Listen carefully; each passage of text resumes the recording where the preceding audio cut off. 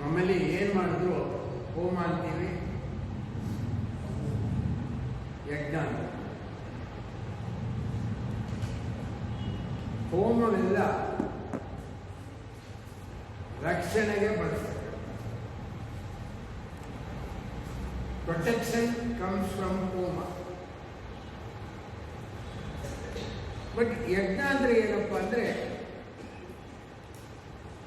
ಶಕ್ತಿಯನ್ನ ಬಲಪಡಿಸುವ ವ್ಯವಸ್ಥೆಗೆ ಯಜ್ಞ ಅಂತ.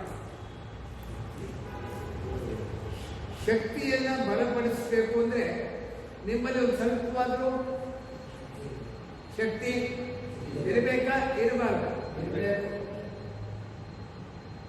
ಬಲಿಷ್ಠವಾದ ಶಕ್ತಿಯನ್ನು ಪಡಿಬೇಕಾಗಿದ್ರೆ ಅದು ಎಲ್ಲಿರುತ್ತೆ ಅಂತ. ಹಾಗಿದ್ರೆ ಯಜ್ಞದಲ್ಲಿ ಎರಡಿದೆ. ಒಂದು, ನಮ್ಮಲ್ಲಿ ಸ್ವಲ್ಪವಾದರೂ ಶಕ್ತಿ ಇರಬೇಕು. ಎರಡನೇದು, ಈ ಶಕ್ತಿ ಕಾರ್ಯ ಮಾಡ್ತಾ ಮಾಡ್ತಾ ಮಾಡ್ತಾ ಅತ್ಯಂತ ಬಲಿಷ್ಠವಾದ. ಇದಕ್ಕೆ ನಾವು ಯಜ್ಞ ಅಂತ. ಹಾಗೆ ಯಜ್ಞದಲ್ಲಿ ಎರಡು ಪದಗಳು, ಎರಡು ಅಕ್ಷರಗಳು. ನಾವು ಕೆಲವು ಸಲ ಏಕಾಕ್ಷರ ಛಂದಸ್ಸಿನಿಂದ ಮಾತಾಡ್ತೀವಿ, ಮತ್ತೊಂದು ಏಕ ಛಂದಸ್ಸಿನಿಂದ ಮಿಗಿಲಾಗಿರ್ತಕ್ಕಂಥ ಛಂದಸ್ಸಿನ ಒಂದು ಅಕ್ಷರವೂ ಸಹ ಏಕಾಕ್ಷರ ಛಂದಸ್ಸಲ್ಲಿ ಒಂದು ಪದವಾಗತ್ತೆ. ಇದು ಜ್ಞಾಪಕ. ಪ್ರತಿಯೊಂದು ಅಕ್ಷರವೂ ಕ್ರಿಯೆ ಆಗೋದ್ರಿಂದ ಕ್ರಿಯೆ ಅನ್ನೋದಕ್ಕೆ ಒಂದು ಶುರು ಇರಬೇಕು, ಒಂದು ಕೊನೆ ಇರಬೇಕು.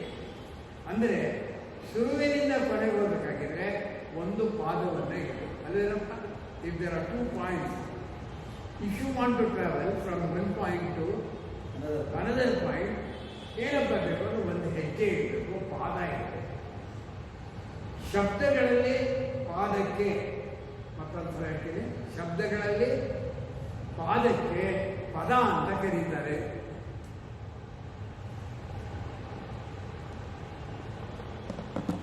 ನೀವು ಓಡಾಡುವಾಗ ಒಂದು ಜಾಗದಿಂದ ಮತ್ತೊಂದು ಜಾಗಕ್ಕೆ ಹೋದರೆ ಪಾದ ಬೇಕಾದರೆ, ಅದೇ ಶಬ್ದದಲ್ಲಿ ಒಂದು ಹಂತದ ಶಕ್ತಿಯಿಂದ ಮತ್ತೊಂದಕ್ಕೂ, ಒಂದು ವಸ್ತುವಿನಿಂದ ಮತ್ತೊಂದು ವಸ್ತುವಿಗೂ, ಒಂದು ದಿಕ್ಕಿನಿಂದ ಮತ್ತೊಂದು ದಿಕ್ಕಿಗೂ ಹೋದರೆ ಇವೆಲ್ಲ ಏಕಾಕ್ಷರ ಛಂದಸ್ಸಲ್ಲಿ ಸಾಧ್ಯ.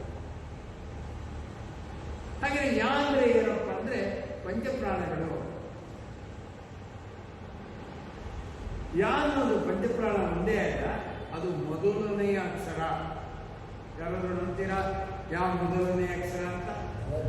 ಯಾವುದರಲ್ಲಿ ಅದು ಮೊದಲನೇ ಅಕ್ಷರ? ಸೊ ಪರಮಾತ್ಮನ ಜೊತೆಗಿರ್ತಕ್ಕಂಥ ಶಕ್ತಿಗೆ ಅವರ್ಗೀಯ ಅಕ್ಷರಗಳು ಅಂತಾರೆ. ಗೊತ್ತಾಗ್ತದೆ.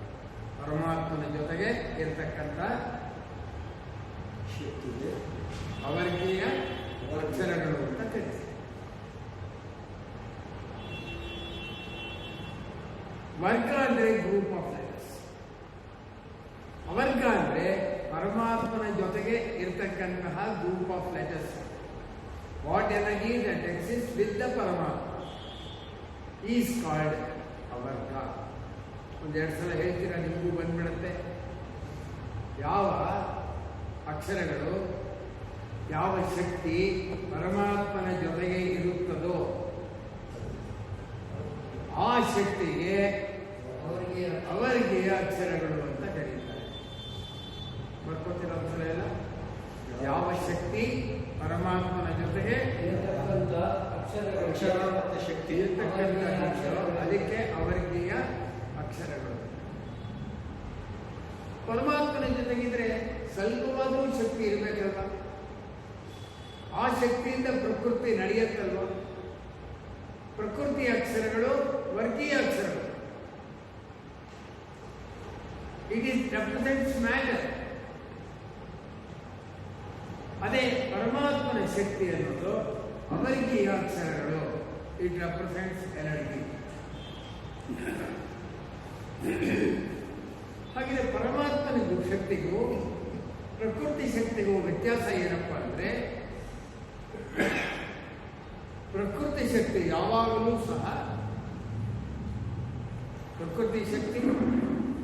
ಯಾವಾಗಲೂ ಸಹ ಯಾರ ಜೊತೆಗಿರುತ್ತೆ? ನ್ಯೂಕ್ಲಿಯಸ್ ಇಂಟ್ಯಾಕ್ಟ್ ಆಗಿದೆ. ಪ್ರತಿಯೊಂದು ಬ್ರಹ್ಮಶಕ್ತಿಯೂ ಸಹ ಪ್ರಕೃತಿಯ ಜೊತೆಗಿರುತ್ತೆ, ಅಥವಾ ಪ್ರತಿ ಪ್ರಕೃತಿಯೂ ಸಹ ಬ್ರಹ್ಮನ ಜೊತೆಗಿರುತ್ತೆ.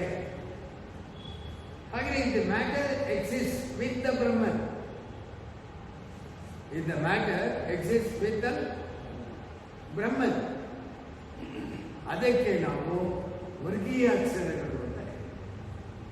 ಹಾಗೆ ವರ್ಗೀಯ ಅಕ್ಷರಗಳೆಲ್ಲವೂ ಸಹ ಬ್ರಹ್ಮಮಯ.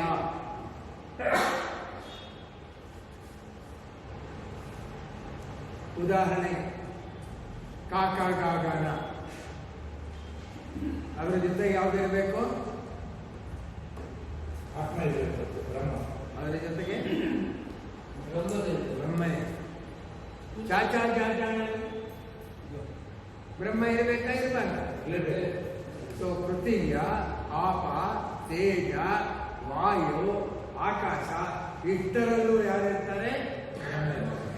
ಅಲ್ಲದೆ ಮನಸ್ಸು ಸಹ ಬ್ರಹ್ಮನ್, ಮನಸ್ಸಿನಲ್ಲೂ ಸಹ ಬ್ರಹ್ಮನ್. ಹಾಗೆಯೇ ತಾವು ಚೆನ್ನಾಗಿ ನಾವು ಕಟ್ಕೋಬೇಕು. There is no material in the universe without ಅದು ವಸ್ತು ಅಂತ ತಾವು ಕರೀಬೇಕಾಗಿದ್ರೆ ಅದರ ಜೊತೆಗೆ ಬ್ರಹ್ಮ ಇರಬೇಕು. ಅದೇ ಶಕ್ತಿ ಅಂತ ಕರೀಬೇಕಾಗಿದ್ರೆ ಅದರಲ್ಲಿ ಬ್ರಹ್ಮನೂ ಇರಬಹುದು, ಬ್ರಹ್ಮನೂ ಇಲ್ಲದೇನೂ ಇರಬಹುದು.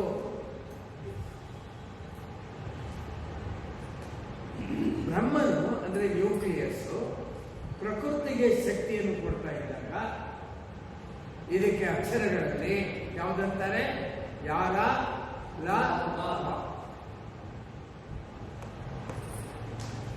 ಯಾತಕ್ಕೆ ಇಲ್ಲಿ ವರ್ಗೀಯ ಅಕ್ಷರಗಳಲ್ಲಿ ಮೂರೇ ಬಂತು. ಕಾಕ, ಉದಾಹರಣೆಗೆ ಕಾಕ ಗಾಕರಣ ಅಲ್ವಾ, ಪಾಪ, ಬಾಬಾ. ಹಾಗಿದ್ರೆ ವರ್ಗೀಯ ಅಕ್ಷರದಲ್ಲಿ ಮೂರಿದ್ರೆ ಅವರ್ಗೀಯ ಅಕ್ಷರದಲ್ಲಿ ಎಷ್ಟಿರಬೇಕು? 12. 3 ಸ್ಟೇಟ್ ಆಫ್ ಮ್ಯಾಟರ್ನ ಒಂದು ಎನರ್ಜಿಯಾಗಿ ಕನ್ವರ್ಟ್ ಮಾಡೋದು. 3 ಸ್ಟೇಟ್ ಆಫ್ ಮ್ಯಾಟರ್ನ ಒಂದು ಎನರ್ಜಿಯಾಗಿ ಕನ್ವರ್ಟ್ ಮಾಡಬಹುದು. ಹಾಗಾಗಿ ಅವರ್ಗೀಯ ಅಕ್ಷರಗಳು 4 ಅಕ್ಷರಗಳ ಗುಂಪು. ಯಾರ, ಲಾಭ, ಆಮೇಲೆ ಎಲ್ಲ ಬದುಕು ಬರ್ಬಿಟ್ರ, ಯಾರ ಲಾಭ ಬರ್ಬೇಕು. ಅದರ ಕೆಳಗಡೆಗೆ ಅಂದ್ರೆ ಏನಂದ್ರೆ 3 ಡಿಫರೆಂಟ್ ಟೈಪ್ಸ್ ಆಫ್ ಎನರ್ಜಿ ಇದೆ ಅಂತ. ಹಾಗಿದ್ರೆ ಎನರ್ಜಿ ಬರಬೇಕಾದ್ರೆ ಏನಪ್ಪ ಮಾಡಬೇಕು ಅಂದ್ರೆ, ಮ್ಯಾಟರ್ನಲ್ಲಿ ನ್ಯೂಕ್ಲಿಯಸ್ ಇದೆ. ಮ್ಯಾಟರ್ನಲ್ಲಿ ನ್ಯೂಕ್ಲಿಯಸ್, ಆ ನ್ಯೂಕ್ಲಿಯಸ್ನು ಒಡೆದು ಬಿಟ್ರೆ ಯಾವ್ದಾದ್ರು ವಸ್ತು ಇರುತ್ತ? ಅದರಲ್ಲಿ ನ್ಯೂಕ್ಲಿಯಸ್ನ ಒಡೆದರೆ ಯಾವ್ದಾದ್ರು ವಸ್ತು ಇರುತ್ತಾ? ಇಲ್ಲ. Broken nucleus is called the energy with the ಪರಮಾತ್ಮ.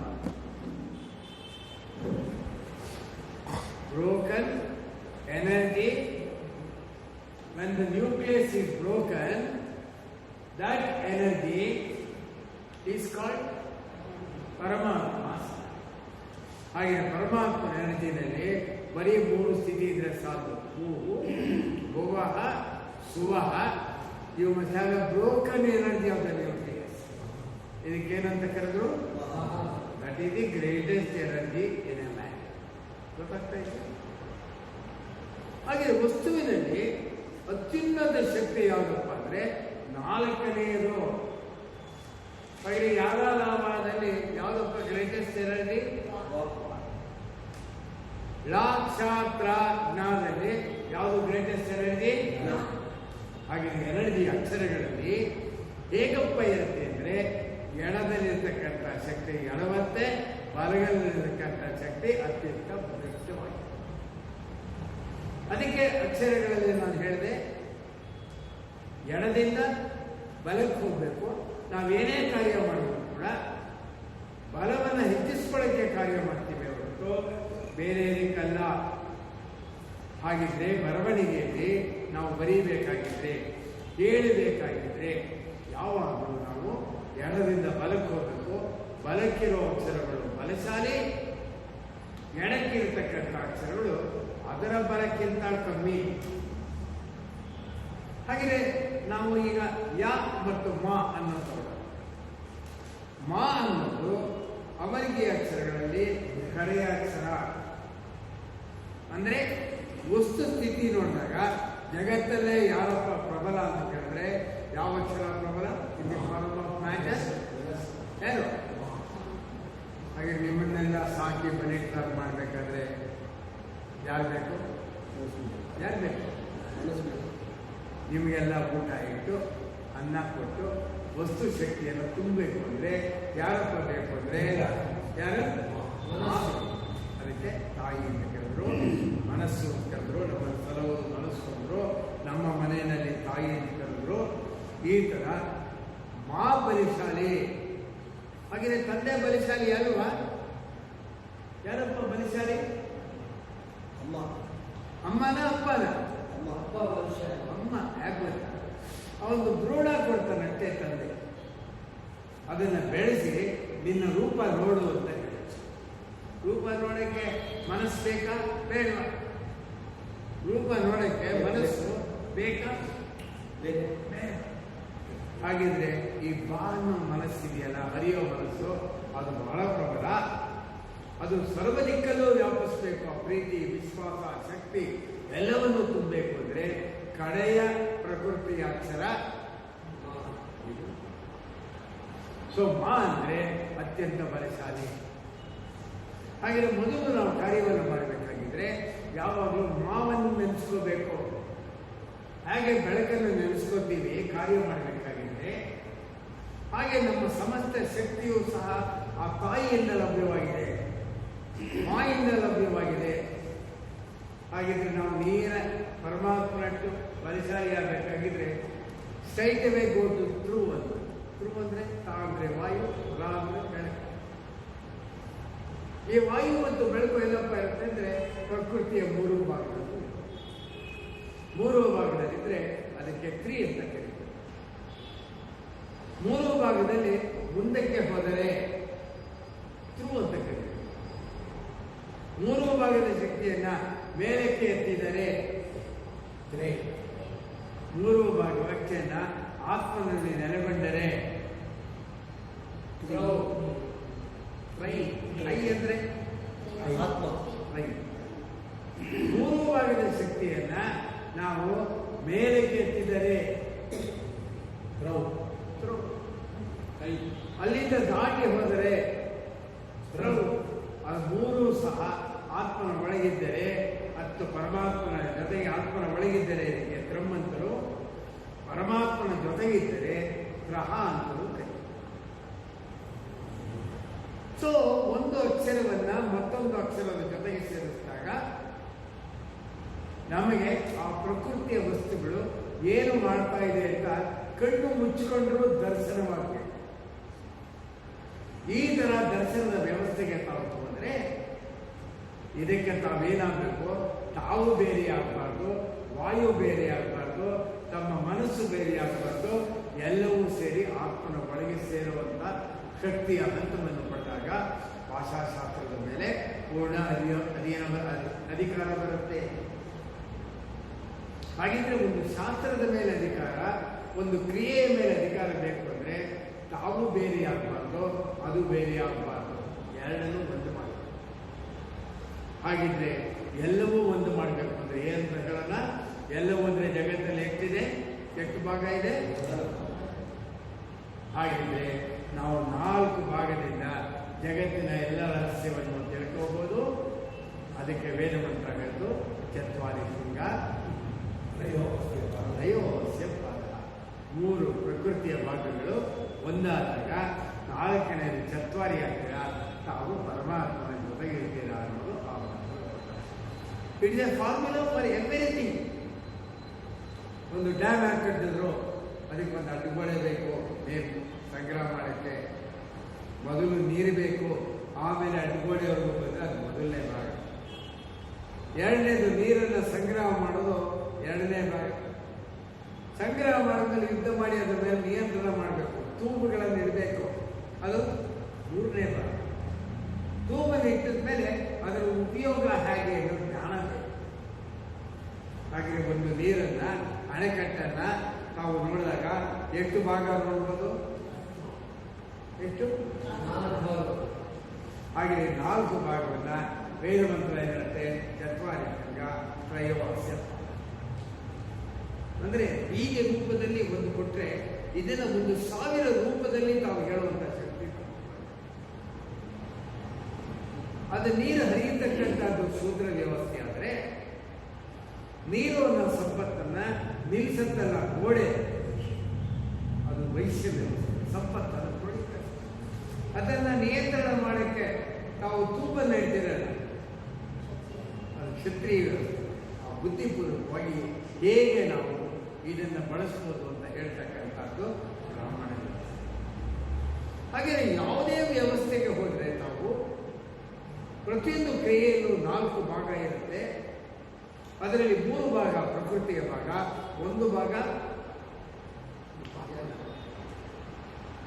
ಅಥವಾ 3 ವರ್ಣಾಶ್ರಮಗಳಿರುತ್ತೆ. 4ನೇ ವರ್ಣಾಶ್ರಮ ಬಂದು ಏನಪ್ಪ ಅಂತಂದ್ರೆ ಇದು. ಹಾಗಿದ್ರೆ ತಾವು ಒಂದಕ್ಕೆ ಪದ ಹಾಕೋಬೇಕು. ರಾತ್ರಿ ನಿದ್ದೆ ಬಂದಿಲ್ಲ ಅನ್ಕೊಳ್ಳಿ, ಏನು ಬೇಜಾರು ಮಾಡ್ಕೋಬಾರ್ದು. ಒಂದು ಪದ ಹಾಕೊಂಡು ಈ ವ್ಯಾಪ್ತತೆಗಳನ್ನ ಅದಕ್ಕೆ ಅಪ್ಲೈ ಮಾಡ್ತಾ ಹೋಗು. ಪ್ರತಿಯೊಂದು ಪದಕ್ಕೂ ಒಂದೊಂದು ವ್ಯಾಪ್ತತೆಗಳನ್ನ ಅಪ್ಲೈ ಮಾಡ್ತಾ ಹೋಗು.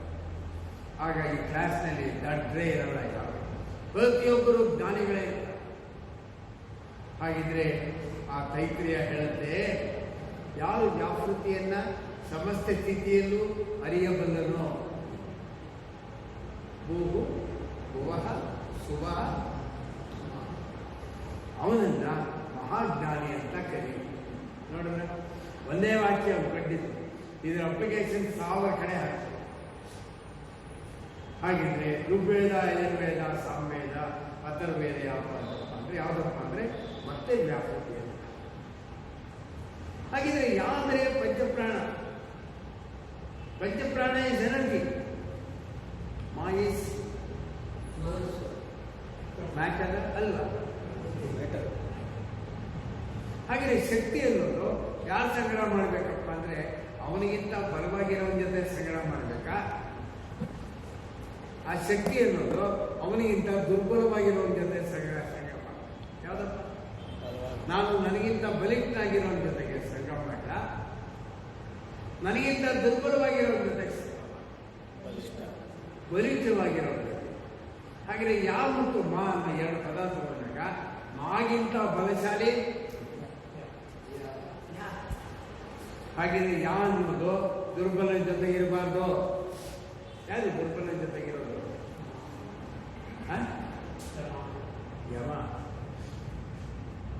Energy will never be with the matter. ಇದು ಚೆನ್ನಾಗಿ ಹೇಳೋದು.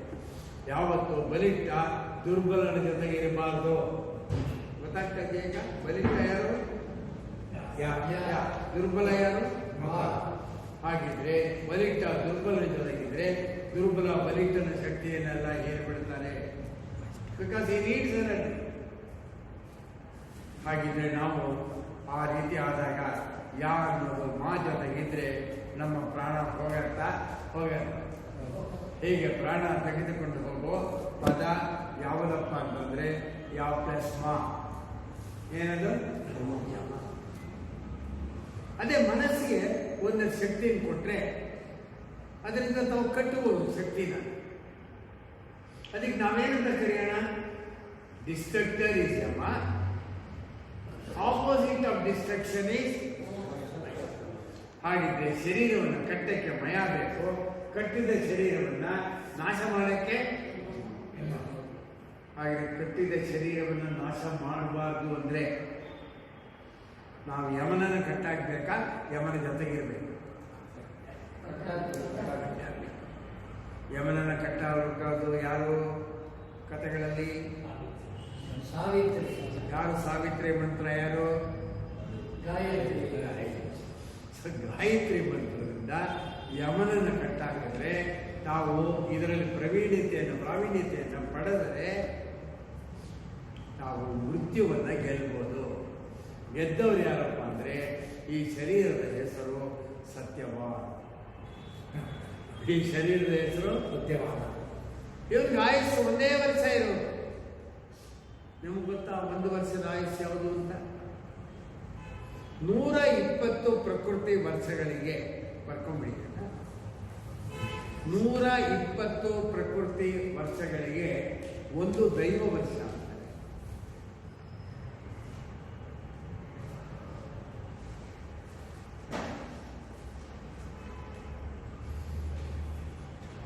ನೂರ 120 ಪ್ರಕೃತಿ ವರ್ಷಗಳಿಗೆ ಯಾವುದು ದೈವ ವರ್ಷ?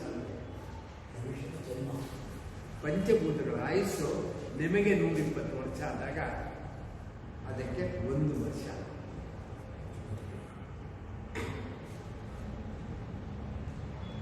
ದೈವ ಅಂತ ಪದ. ದೈವ ಅನ್ನೋ ಪದ ಅದಕ್ಕೋಸ್ಕರ. ಸೊ 120 ಗುಣಿಸ್ಬೇಕು, ಎಲ್ಲವನ್ನು 120 ಗುಣಿಸ್ಬೇಕು. ಆ ಪ್ರಕೃತಿಗೆ ಹೇಗಪ್ಪ ಆಯುಸ್ಸಿರುತ್ತೆ ಅಂದರೆ 1 ಉತ್ತರಾಯಣ 1 ದಕ್ಷಿಣಾಯನ ಕಳೆದ್ರೆ 1 ದಿವಸ ಆಯುಸ್ಸು.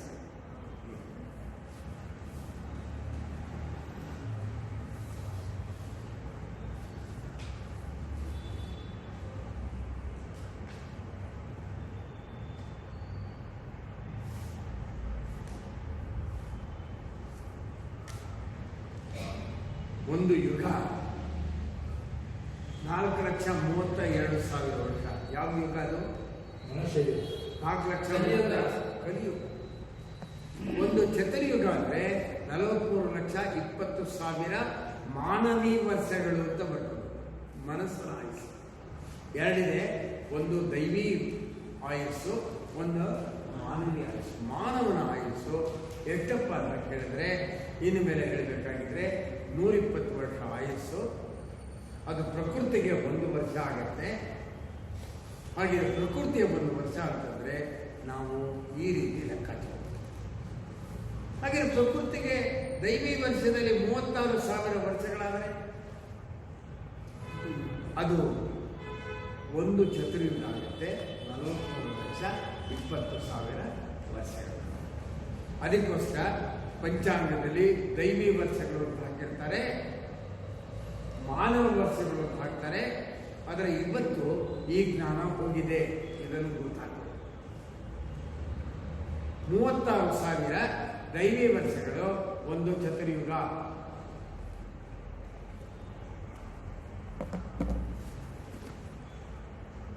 ಇದನ್ನು ಕೆಲವರು ಕನ್ಫ್ಯೂಸ್ ಮಾಡ್ಕೊಂಡು 36,000 ದೈವಿ ವರ್ಷಗಳು ಮರೆತು ಬಿಟ್ಟು 36,000 ಪ್ರಾಕೃತಿಕ ವರ್ಷಗಳು. ಇದನ್ನು ಕೆಲವರು ಗೊತ್ತಿಲ್ಲದೆ ಈ ರೀತಿ ಹೇಳಿಬಿಟ್ಟಿದ್ದಾರೆ. ಹಾಗಿದ್ರೆ ಪ್ರತಿಯೊಂದು ಆಯಸ್ಸನ್ನು ತಿಳ್ಕೋಬೇಕಾಗಿದ್ರೆ ನೀವೆಲ್ಲ 120 ವರ್ಷ ಬದುಕ್ತೀರಾ. ಇದಕ್ಕೇನಪ್ಪ ಹೇಳಿದ್ರು? 60 ವರ್ಷದ 2 ಭಾಗ ಮಾಡಿದ್ರು. ಒಂದರಲ್ಲಿ ತಾವು ಶಕ್ತಿಯನ್ನ ಇಳಿಸ್ಕೋತೀರಾ, ಮತ್ತೊಂದರಲ್ಲಿ ಶಕ್ತಿಯನ್ನು ಹೆಚ್ಚಿಸ್ಕೋತೀರಾ. 60 ವರ್ಷ ಪ್ರಭವ ವಿಭವ ಅಂತ ಏನು ಸ್ಟಾರ್ಟ್ ಆಗುತ್ತೆ, ಅದರಲ್ಲಿ ತಾವು ಶಕ್ತಿಯನ್ನು ಹೆಚ್ಚಿಸ್ಕೋತೀರಾ. ಮತ್ತೆ ಇನ್ನು 60 ವರ್ಷ ಏನಿದೆ ಅದರಲ್ಲಿ ಆಯುಸ್ಸನ್ನು ಹೆಚ್ಚಿಸ್ಕೋತೀರಾ. ಅಂದರೆ ತಪ ಇದರಲ್ಲಿ ತೊಡ್ಕೋಬೇಕು. ಹಾಗೆ ತಾವೆಲ್ಲ 8 ವರ್ಷ ಕಾರ್ಯ ಮಾಡಬೇಕು ಅನ್ನಕ್ಕೋಸ್ಕರ 120 ವರ್ಷ. ಏನ್ ಮಾಡಬೇಕು? 60 ವರ್ಷ ಮಾಡಬೇಕು. ಇನ್ನು 60 ವರ್ಷ ಆಧ್ಯಾತ್ಮಿಕ ಸಂಪತ್ತು, ಆತ್ಮ ಸಂಪತ್ತು, ತಪಸ್ಸು, ಜಪ ಇದರಲ್ಲಿ ತೊಡಗಬೇಕು. ಹಾಗಿದ್ರೆ ತಾವೇನಾಗಬೇಕು? 60 ವರ್ಷ ಆದ್ಮೇಲೆ ಶಾಂತವಾಗಿರ್ಬೇಕಾ, ಅಥವಾ ಅವತ್ತು ಗಡಿಬಿಡಿ ಅಂದ್ಕೊಂಡು ಓಡಾಡ್ಕೊಂಡು ತಲೆ ಮೇಲೆ ಎಲ್ಲ ಹಾಕ್ಕೊಂಡು ಶಾಂತವಾಗಿ? ಹಾಗಿದ್ರೆ ಏನ್ ಮಾಡೋಣ ನಾವು? ಶಾಂತವಾಗಿರ್ಬೇಕಾದ್ರೆ ಏನಪ್ಪ ಕಾರ್ಯಕ್ರಮ? ಶಾಂತಿ ಮಾಡ್ತೀವಿ. ಏನ್ ಶಾಂತಿ? 60 ವರ್ಷದ ಶಾಂತಿ. ಅದಕ್ಕೆ 2 ಭಾಗ ಮಾಡಿದ್ರು. ಒಂದು ಷಷ್ಠಿ ಪೂರ್ತಿ, ಮತ್ತೊಂದು ಷಷ್ಠಾಬ್ದಿ. 60 ವರ್ಷ ಕಳೆದು 61ನೇ ವಯಸ್ಸಿಗೆ ಬಂದಾಗ ಷಷ್ಠಿ ಪೂರ್ತಿ. ಯಾರು 59ರಿಂದ 60ನೇ ವಯಸ್ಸಿಗೆ ಬರ್ತಾರೋ ಅದು ಷಷ್ಠಾಬ್ದಿ. ನಿಮ್ಮಲ್ಲಿ ಯಾರಿಗಾದ್ರೂ ಇನ್ನು ಮುಂದೆ 60ನೇ ವಯಸ್ಸು 70ನೇ ವಯಸ್ಸು ಈ ಥರ ಶಾಂತಿ ಮಾಡ್ಕೊಂಡ್ರೆ ತಾವು ಕೇಳಿದ್ರೆ ನಾವು ಆ ಕಾರ್ಯಕ್ರಮವನ್ನು ನಡೆಸ್ಕೊಳ್ತೀವಿ. 2,000 ರೂಪಾಯಿ ಪುರೋಹಿತರ ಸಂಭಾವನೆ ಕೊಡ್ತೀವಿ. ಮಿಕ್ಕಿದೇನು ಇಲ್ಲ, ನಿಮ್ಮ ಮನೆಯಲ್ಲಿ ಶಾಂತಿ ಕಾರ್ಯಕ್ರಮ ಆಗುತ್ತೆ. 2,000 ರೂಪಾಯಿ ಕೊಟ್ಟರೆ ಅವ್ರನ್ನ ಕರ್ಕೊಂಡ್ಬಂದು ನಿಮ್ಮ ಮನೆಯಲ್ಲಿ ಪೂರ್ಣವಾಗಿ ಕಾರ್ಯವನ್ನು ಮಾಡ್ತಕ್ಕಂಥ ವ್ಯವಸ್ಥೆ ನಡೆಯುತ್ತೆ. ಹಾಗೆ 60 ವರ್ಷಕ್ಕೆ ನಾವು ಒಂದು ಕಾರ್ಯಕ್ರಮ ಮಾಡಿದ್ರೆ ಇನ್ನು ಉಳಿದ ಆಯಸ್ಸು ಅದಕ್ಕೆ ಶಾಂತಿ. ಶಾ ಅಂದರೆ ಆತ್ಮನಲ್ಲಿ ಶಯನವಾಗುವುದು. ಆತ್ಮನಲ್ಲಿ ಶಯನವಾಗಕ್ಕೆ ನಮ್ಮೆಲ್ಲ ಗೊತ್ತು. ಪ್ರಾಣಾಯಾಮೇ ವಿನಿಯೋಗ. ಪ್ರಾಣಾಯಾಮಕ್ಕೆ ಅಕ್ಷರ ಯಾವುದು? ತಾ ಅನ್ನೋ ವಾಯು ಅಲ್ವೇ? ಅಂದರೆ ಈ ಅಂದರೆ ಒಳಗೆ ಹೋಗಬೇಕು. ಹೀಗೆ ಶಾಂತವಾಗಿ ವಾಯುವಿನ ಸಹಾಯದಿಂದ ಶರೀರವು ಆತ್ಮನ ಒಳಗೆ ನೆಲೆಯಾಗುವುದಕ್ಕೆ ಶಾಂತಿ ಅಂತ ಕರೀತಾರೆ. ಹೀಗಾಗಿ ನಮ್ಮಲ್ಲಿ ಷಷ್ಠಾಬ್ದಿ, ಷಷ್ಠಿ ಪೂರ್ತಿ ಈ ರೀತಿ ಶಾಂತಿಗಳು ನಮ್ಮಲ್ಲಿ ಬಂದಿವೆ. 60 ವರ್ಷದಲ್ಲಿ ಆತ್ಮನಲ್ಲಿ ಶಯನವಾಗಬೇಕು ಅಂತ ಗೊತ್ತು. ಆದರೆ ಆ ವಾಯು ಇದನ್ನೆಲ್ಲ ಭೀಮ, ಅವನು ಶರೀರನ ರಥವನ್ನು ನಡೆಸ್ಬೇಕು ತಾನೆ. ಏನು ಮುಂದೆ ಏನೇ ಜವಾಬ್ದಾರಿ ಅಂದ್ರಂತೆ, 70 ವರ್ಷ ಆಗಿದೆ ಸ್ವಾಮಿ, ಇನ್ಮೇಲೆ ನನ್ನ ಜವಾಬ್ದಾರಿ ಎಲ್ಲ ಪ್ರಾಣಾಯಾಮದಲ್ಲಿ ಎಂದಂತೆ. ಪ್ರಾಣಾಯಾಮದಲ್ಲಿ ಯಾರಿದ್ದಾರೆ? ಯಾರಿರುತ್ತೆ? ಸ್ವಾಮಿ, ನಾನು ಪ್ರಾಣಾಯಾಮದಲ್ಲಿ ಮದುವೆ ಮಾಡ್ಕೊಳ್ತೀನಿ, ನಾವೆಲ್ಲ ತೀರ್ಮಾನ ಮಾಡಿ ಒಬ್ಬರನ್ನು ಮದುವೆ ಆಗ್ಬೇಕಂತೆ. ಯಾರನ್ನೂ ಮದುವೆ ಆಗ್ತೀಯಾಗುತ್ತೆ, ಹೆಣ್ಣಾಗಲಿ ಗಂಡಾಗಲಿ ವಾಯುವನ್ನು ಮದುವೆ ಮಾಡ್ಕೋಬೇಕು. ವಾಯುವಿಗೆ ಭೀಮ ಅಂತಾರೆ. ಆ ಭೀಮನನ್ನು ಶರೀರದ ರಥ ನಡೆಸೋಕ್ಕೆ ಪ್ರಾಣಾಯಾಮದಲ್ಲಿ ಇರಬೇಕು. ಅದಕ್ಕೋಸ್ಕರ 70 ವರ್ಷಕ್ಕೆ ಭೀಮರಥ ಶಾಂತಿ ಅಂತ ಕರೀತಾರೆ.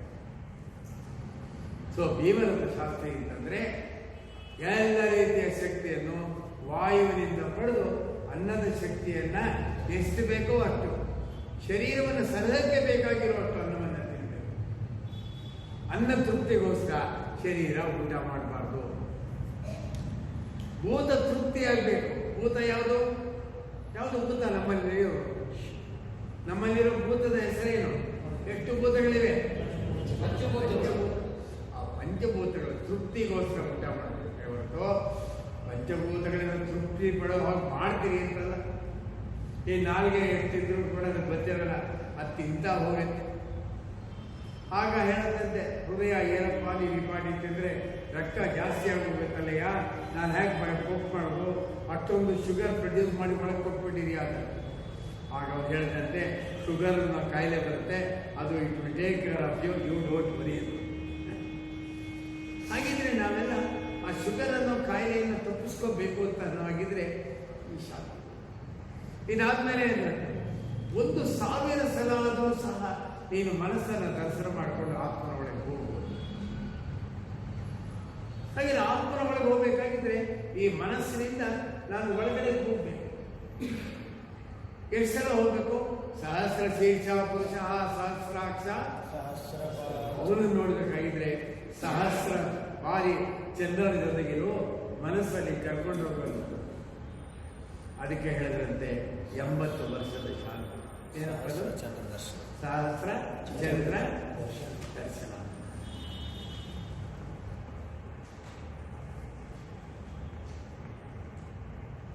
ಇದು ಒಂದು ಭಾಗ. ಎರಡನೇ ಭಾಗ, ಎಲ್ಲರೂ ಉಪನಯನಕ್ಕೆ ಅರ್ಹರು ಅಂತ ಹೇಳ್ತಾರೆ. ತಾವೇನಾದರೂ ಉಪನಯನದ ಇಚ್ಛೆಯನ್ನ ಪ್ರಕಟಪಡಿಸಿದ್ರೆ 1,000 ರೂಪಾಯಿ ಕೊಟ್ಟು, 7 ಜನ ಬರ್ತಾರೋ ಬರಲಿ, 1,000 ರೂಪಾಯಿ ಕೊಟ್ಟರೆ 5 ಜನಕ್ಕೆ ಊಟ, ಉಪನಯನ ಎಲ್ಲವನ್ನೂ ಮಾಡಿಕೊಡುವಂಥ ಒಂದು ವ್ಯವಸ್ಥೆ. ಕೆಲವರು ದಾನಿಗೆ ಇರ್ತಾರೆ, ಇಲ್ಲದೇ 1,000 ರೂಪಾಯಿ ಆಗಲ್ಲ, ಒಂದು 5,000 ರೂಪಾಯಿ ಬೇಕು. 1,000 ರೂಪಾಯಿ ಕೊಟ್ಟರೆ ನಮ್ಮಲ್ಲಿ ಉಪನಯನ ನಡೆಯುತ್ತೆ. ಕೆಲವರು ಜರಿವಾರ ಧರಿಸ್ಬೋದು, ಸಂಧ್ಯಾವಂದನೆ ಮಾಡ್ಬೋದು. ಇದಕ್ಕೋಸ್ಕರವಾಗಿ ನಮ್ಮಲ್ಲಿ ಬ್ರಹ್ಮೋಪದೇಶ ಮಾಡಬೇಕು ಅಂತ ಒಂದು ಅನಿಸಿಕೆ ನನಗೆ ಬಂದಿದೆ. ತಾವೆಲ್ಲ ಹೂ ಅಂತ ಹೇಳಿದ್ರೆ 8 ಜನ ಬರ್ತಿರೋ 8 ಜನ ಚೀಟಿ ಕೊಟ್ಟರೆ ನಾವು ಶಂಕರ ಜಯಂತಿ ಮುಂದಿನ ವೈಶಾಖ ಮಾಸದಲ್ಲಿ ಒಂದು ಕಾರ್ಯಕ್ರಮ ಇಟ್ಕೊಂಡು ಒಂದು ಜಾಗದಲ್ಲಿ ಮಾಡ್ತೀವಿ. ಅದರ ಮೇಲೆ ಜಾಸ್ತಿ ಜನ ಬರ್ತಾರೆ ಅಂದರೆ ಊಟದ ಖರ್ಚನ್ನು ತಾವು ಭರಿಸಬೇಕು. ಎಷ್ಟು ಜನ ಕರ್ಕೊಂಡ್ಬರ್ತಾರೆ ಅದಕ್ಕೊಂದು ರೇಟ್ ಹಾಕೋಣ, ಅಷ್ಟು ರೂಪಾಯಿ ಸಂಗ್ರಹ ಮಾಡಿ ಊಟದ ವ್ಯವಸ್ಥೆಯನ್ನು ಮಾಡಿ ಬ್ರಹ್ಮೋಪದೇಶ ಮಾಡ್ಬೋದು. ಇದಕ್ಕೆ ವಯಸ್ಸಿನ ಅಂತರ ಇಲ್ಲ, ಮತ್ತೊಂದು ಲಿಂಗಭೇದ ಯಾರು ಬೇಕಾದರೂ ಬರ್ಬೋದು, ಲಿಂಗಭೇದವೂ ಇಲ್ಲ, ವಯಸ್ಸಿನ ಅಂತರವೂ ಇಲ್ಲ. ಆದರೆ ಅವತ್ತೊಂದು ಸಾಮೂಹಿಕ ಪ್ರತಿಜ್ಞೆ ಮಾಡಬೇಕು, ನಾವು ಹಿಂಸೆಯನ್ನು ಮಾಡಲ್ಲ, ಹಿಂಸೆಯಿಂದ ದೂರ ಇರ್ತೀನಿ, ನನಗೆ ಬರ್ತಕ್ಕಂಥ ಶಕ್ತಿಯನ್ನೆಲ್ಲವನ್ನು ಲೋಕಕ್ಕೋಸ್ಕರ ಅರ್ಪಿಸ್ತೀನಿ, ಪ್ರತಿಯೊಬ್ಬರ ಬದುಕಿಗೋಸ್ಕರ ಅರ್ಪಿಸ್ತೀನಿ ಅಂತ ಪ್ರತಿಜ್ಞೆ ಮಾಡಬೇಕು. ಹಾಗಾಗಿ ಸಸ್ಯಾಹಾರದ ಪ್ರತಿಜ್ಞೆ ಅವಶ್ಯಕತೆ ಅವತ್ತಿನಿಂದ ಕಂಪಲ್ಸರಿಯಾಗಿ ಮಾಡಬೇಕು. ನಾನು ಬೇಕಾದಾಗ ಮಾಡ್ತೀನಿ ಸರ್ ಅಂದರೆ ಅದು ನಮ್ಮ ಮನೆ ಅಲ್ಲ, ನಾವು ಹೇಳೋದು ಏನು ಮಾಡ್ತೀವಿ, ಸಂಕಲ್ಪ ಈ ಥರ ಮಾಡಬೇಕಪ್ಪ, ಸಸ್ಯಾಹಾರ. ಹಾಗಿದ್ರೆ ಈ ಯಾ ಅನ್ನೋ ಅಕ್ಷರ ಕಡೆಯ ಅಕ್ಷರವಾಗಿರ್ತಕ್ಕಂಥ ಬಲಿಷ್ಠವಾದಂಥ ಅಕ್ಷರ ಯಾವುದಪ್ಪ ಅಂದರೆ ಯಾವುದು? ನ. ಹಾಗಿದ್ರೆ ಅತ್ಯಂತ ಕಡಿಮೆ ಶಕ್ತಿಯಿಂದ ಅತ್ಯಂತ ಹೆಚ್ಚಿನ ಶಕ್ತಿಯನ್ನು ಉತ್ಪಾದನೆ ಮಾಡೋದಕ್ಕೆ ಯಜ್ಞ ಅಂತ ಕರೀತಾರೆ. ಸೊ ಯಜ್ಞ ಅಂದರೆ ಜನರಲ್ ಆಗಿ ಹೇಳಿದ್ರೆ, ಅಂದರೆ ಜನರೆಲ್ಲರಿಗೂ ಹೇಳಿದ್ರೆ ಏನಪ್ಪ ಅಂತ ಕೇಳಿದ್ರೆ ನಾವೇನು ಹೇಳಬೇಕು, ಅಲ್ಪ ಶಕ್ತಿಯಿಂದ ಪ್ರಬಲ ಶಕ್ತಿಗೆ ಹೋಗೋದು. ನಮ್ಮ ವೀರ್ಯದ ಕಣ ಅಲ್ಪ ಶಕ್ತಿ, ಅದರಿಂದ ಒಂದು ಸಂತಾನವನ್ನು ಪಡೆದ್ರೆ ಒಂದು ಬ್ರಹ್ಮಶಕ್ತಿಯನ್ನೇ ಪಡೆದಂಗಲ್ವೇ. ಹಾಗಾಗಿ ಈ ರೀತಿ ಸಂತಾನ ಪಡೆಯಬೇಕಾಗಿದ್ರೆ ನೀವು ದಾನಿಗಳಾಗಿ ಸಂತಾನವನ್ನು ಪಡೆಯಬೇಕು. ದಾನಿಗಳಾಗಿ ಸಂತಾನ ಪಡೆದ್ರೆ ಆ ಸಂತಾನದ ಮಗು ದಾನದಿಂದ ಬಂದಿರೋದ್ರಿಂದ ಅದು ದುರ್ಬಲವಾಗಿರಬೇಕಾ, ಪ್ರಬಲವಾಗಿರಬೇಕು. ಹಾಗಾಗಿ ಪ್ರಬಲವಾದಂಥ ಅಂಡ, ಪ್ರಬಲವಾದಂಥ ವೀರ್ಯದಿಂದ ಉತ್ತಮ ಸಂತಾನವನ್ನು ಪಡೆಯತಕ್ಕಂಥ ಗರ್ಭಾಧಾನ ಸಂಸ್ಕಾರ ಅನ್ನತಕ್ಕಂಥದ್ದು ಒಂದು ಯಜ್ಞ. ಆತ್ಮಬಲವನ್ನು ಹೆಚ್ಚಿಸ್ಕೊಳ್ತಕ್ಕಂಥದ್ದು ಮತ್ತೊಂದು ಯಜ್ಞ. ಅದಕ್ಕೆ ಯಾವ ಯಜ್ಞ ಅಂದ್ರೆ ಆತ್ಮಬಲವನ್ನು ಹೆಚ್ಚಿಸ್ಕೊಳ್ಳೋಕ್ಕೆ ಬ್ರಹ್ಮೋಪದೇಶ, ಮೌಂಜಿ ಬಂಧನ ಇತ್ಯಾದಿ. ಜ್ಞಾನಿಗಳು ಲೋಕದಲ್ಲಿದ್ದಾರೆ, ಅವನು ಜ್ಞಾನವನ್ನು ಹಂಚುವಂಥ ಜವಾಬ್ದಾರಿ ಅವನು. ಯಾರು ಜ್ಞಾನಕ್ಕೋಸ್ಕರ ಕಾಸಿಸ್ಕೊತಾನೋ ಅವನು ಸನಾತನ ಧರ್ಮೀಯ ಅಲ್ಲ. ಜ್ಞಾನವನ್ನು ಹಂಚಬೇಕು, ಜ್ಞಾನವನ್ನು ಕೊಡಬೇಕು. ಅಷ್ಟೇ ಅಲ್ಲ, ಅವನು ಎಂಥ ಜೀವನವನ್ನು ಮಾಡಬೇಕಪ್ಪ ಅಂದರೆ ಇದು ನನ್ನದಲ್ಲ ದೇಹ, ಇದು ಸಮಾಜಕ್ಕೆ ಸೇರಿರ್ತಕ್ಕಂಥದ್ದು. ಈ ದೇಹದ ಇರತಕ್ಕಂಥ ಎಲ್ಲ ಜ್ಞಾನವನ್ನು ಸಹ ಯಾರು ಕೊಡಬೇಕು? ಅವನು ಸಮಾಜಕ್ಕೆ. ಅವನಿಗೆ ಯಾರ ಮನೆಗೆ ಬೇಕಾದರೂ ಹೋಗ್ಬೋದು, ಯಾರ ಮನೆಗೆ ಬೇಕಾದರೂ ಬರ್ಬೋದು. ತಿಥಿ ವಾರ ನಕ್ಷತ್ರ ನೋಡ್ಕೊಂಡು ಅಪಾಯಿಂಟ್ಮೆಂಟ್ ಕೊಡಬಾರ್ದು.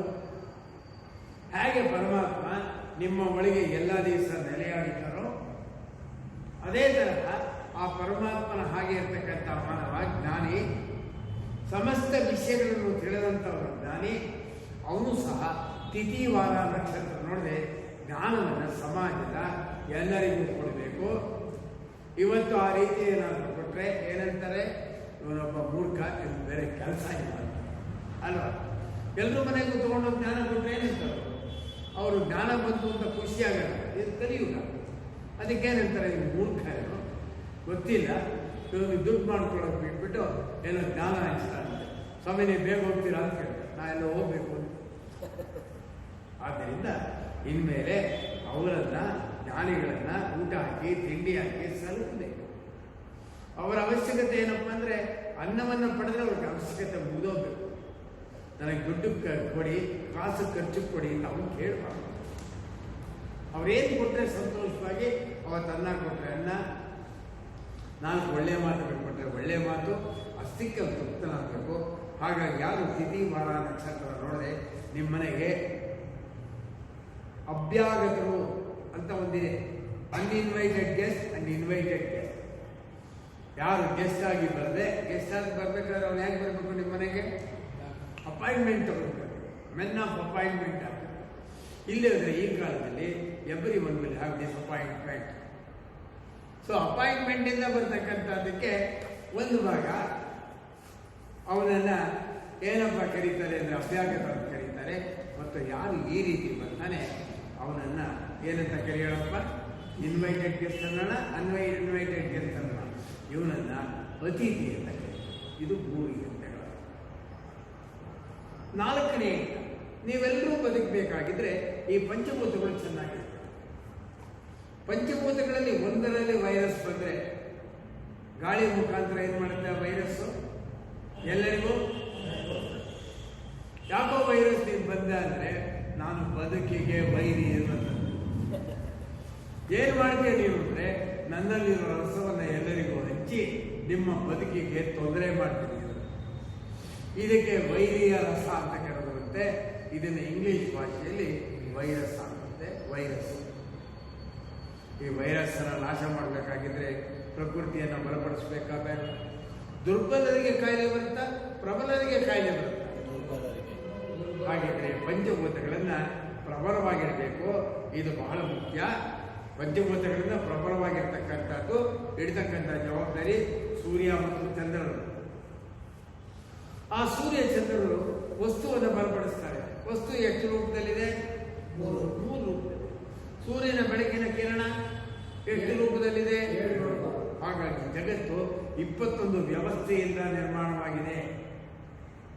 ಅದರಲ್ಲಿ 7 ಘನ ಪದಾರ್ಥ ಸಾಲಿಡ್ ಅಂತಾರೆ, 7 ದ್ರವ ಪದಾರ್ಥ, 7 ವಿದ್ಯುತ್ತಿನ ಭಾಗ. ಘನವಸ್ತುಗಳ ಬಲವನ್ನು ಹೆಚ್ಚಕ್ಕೋಸ್ಕರವಾಗಿ ಪಾಕಯಜ್ಞಗಳು ಅಂತಾರೆ. ದ್ರವ ಪದಾರ್ಥಗಳ ಶಕ್ತಿಯನ್ನು ಹೆಚ್ಚಕ್ಕೋಸ್ಕರವಾಗಿ ಏನಂತಾರೆ? ಸೋಮಯಜ್ಞಗಳು ಅಂತ ಕರೀತಾರೆ. ಮತ್ತು ಆಕಾಶದ ಬಲವನ್ನು ಹೆಚ್ಚೋದಕ್ಕೆ ಅಗ್ನಿಷ್ಠೋಮಯ ಯಜ್ಞಗಳು. ಹಾಗೆಯೇ 7 ಮೂರಲೆ 21. ಹಾಗಿದ್ರೆ ಎಲ್ಲವನ್ನು ಜಗತ್ತನ್ನು ಬಲಪಡಿಸಕ್ಕೆ ನಮ್ಮ ವೈದಿಕ ಧರ್ಮದಲ್ಲಿ ಒಂದು ಕಾರ್ಯಕ್ರಮ ಇದೆ.